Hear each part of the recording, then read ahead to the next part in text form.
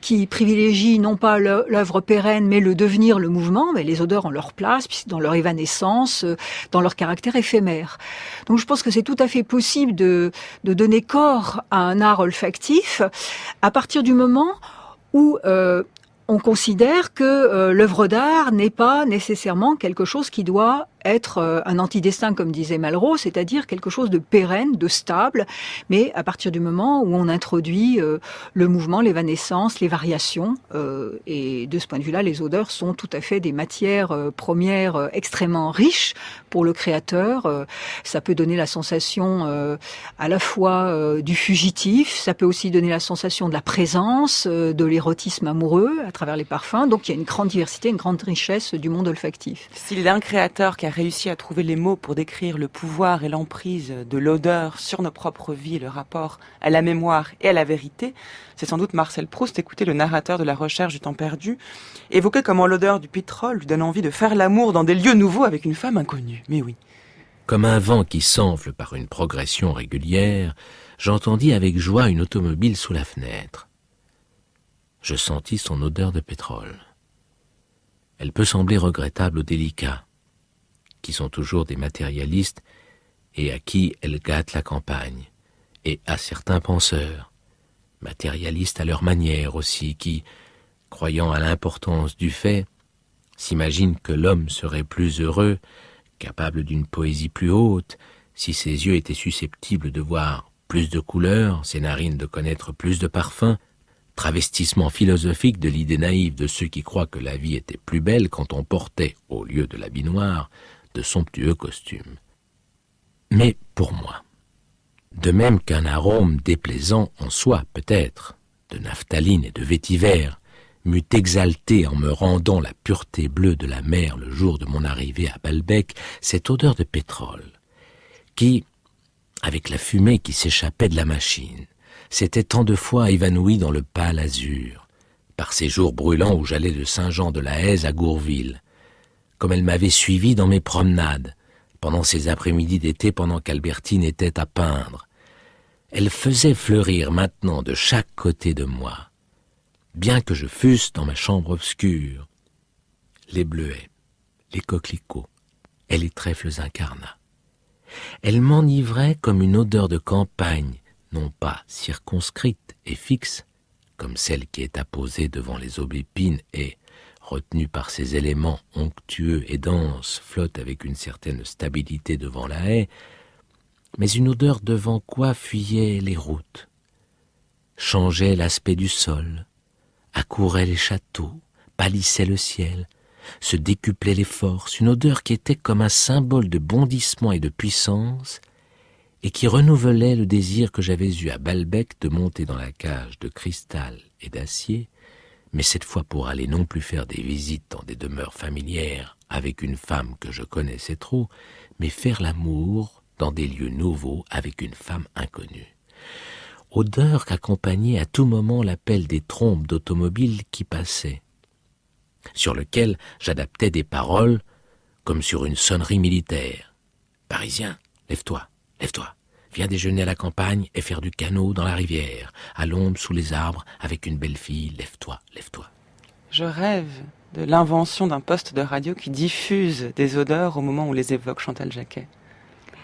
Ça serait effectivement extraordinaire, mais peut-être n'avons-nous pas besoin de l'olfaction directement, puisqu'il peut y avoir un imaginaire olfactif, comme le montre remarquablement Marcel Proust. Et c'est pourquoi dans mon livre, j'ai eu à cœur de restituer cet univers olfactif de Marcel Proust, puisqu'on a beaucoup souligné l'importance des sensations. Et quand on évoque généralement Proust, c'est la fameuse Madeleine qui devient une sorte de tarte à la crème, parce que on évoque le parfum de la tasse de la Madeleine dans la tasse de thé, et c'est la saveur qui va l'emporter. On oublie c'est l'odeur aussi.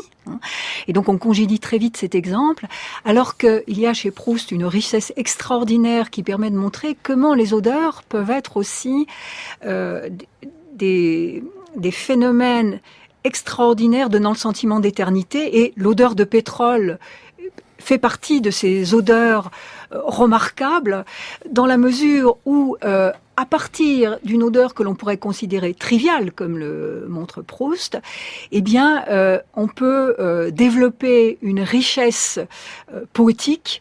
On peut ouvrir un univers et retrouver le temps perdu, faire une expérience d'éternité, une expérience extrêmement puissante, puisque, paradoxalement, une odeur que les gens peuvent juger malcommode devient l'expression de son contraire, c'est-à-dire l'odeur de pétrole, c'est plutôt l'odeur de la voiture, de la ville, une odeur urbaine, eh bien, qui va évoquer les promenades, les coquelicots, les bleuets, les trèfles, la mobilité et le désir de faire l'amour avec une femme inconnue. Donc cette odeur que généralement on aurait tendance à réduire à sa connotation hédoniste banale, ça sent bon, ça sent mauvais, et généralement les odeurs de pétrole sont considérées comme mauvaises pour certains.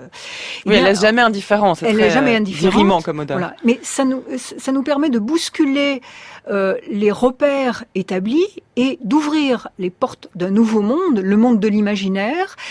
Et ce qui est frappant ici, c'est que ce que donne à sentir justement Marcel Proust, c'est un parfum d'éternité, puisque sur le support d'une sensation présente, qui évoque une sensation passée, eh bien, on atteint de l'extratemporel, puisque c'est une sensation cette odeur de pétrole devient le support des promenades en voiture, donc qui ne sont pas, bien sûr, actuelles, mais elles sont néanmoins réelles, elles retrouvent une réalité, et c'est ça que Proust désigne sous l'extratemporel. On sort du temps, puisqu'on va faire fusionner, à travers cette odeur de pétrole, à la fois le présent de la chambre où on respire cette odeur, et le passé, les promenades pendant qu'Albertine était en train de peindre, tout ce monde de la campagne qui ressurgit à travers cette petite bulle odorante.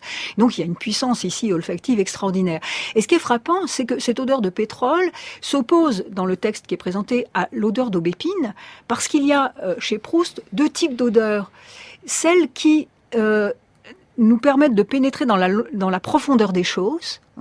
Autrement dit, quand on les sent d'un seul coup, eh bien, ressurgir, remonte à la surface des profondeurs, des souvenirs oubliés.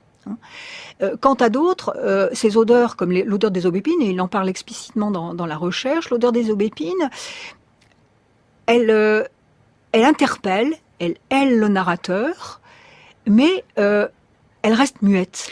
Les aubépines, pour le narrateur de la recherche du temps perdu, sont associées à la rencontre avec Gilberte. Elles sont aussi vecteurs d'érotisme, mais enfantines. Tout à fait. C'est-à-dire que les aubépines, elles évoquent les amours naissantes, les amours vierges, c'est la pureté des aubépines, qui fait face à l'odeur des lilas, qui incarne les houris, il les compare aux houris du monde musulman. Donc l'aubépine, sans doute, donne un avant-goût de l'amour, comme le laisse entreapercevoir le nom de Gilberte, qui est proféré comme une sorte de bulle odorante, par-delà justement les épiniers, dit Proust. Mais lorsque le narrateur ressent plus tard les aubépines, eh bien, il dit, elles restent muettes. C'est-à-dire qu'elles ne peuvent pas évoquer la mémoire involontaire, c'est-à-dire rien ne ressurgit profondément d'elle-même. À la différence de l'odeur des brindilles, de feux de bois, qui restitue le monde de Combray, de Doncières.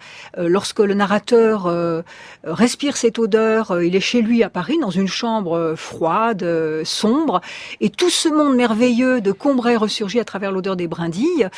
Donc là, il y a une puissance très très forte. De la même manière, l'odeur de pétrole a cette puissance d'éveiller le sentiment d'éternité. Il faut quand même rendre justice aux rares philosophes qui ont fait de l'odorat un sens premier qui peut conduire à la vérité. On l'a vu chez Proust. Écoutez ce texte de Nietzsche dans Ecce Homo qui fait, pour le coup, de l'odorat, du flair, le rapport premier au monde. Oserais-je évoquer un trait de ma nature qui, dans mon commerce avec les hommes, ne me facilite guère les choses.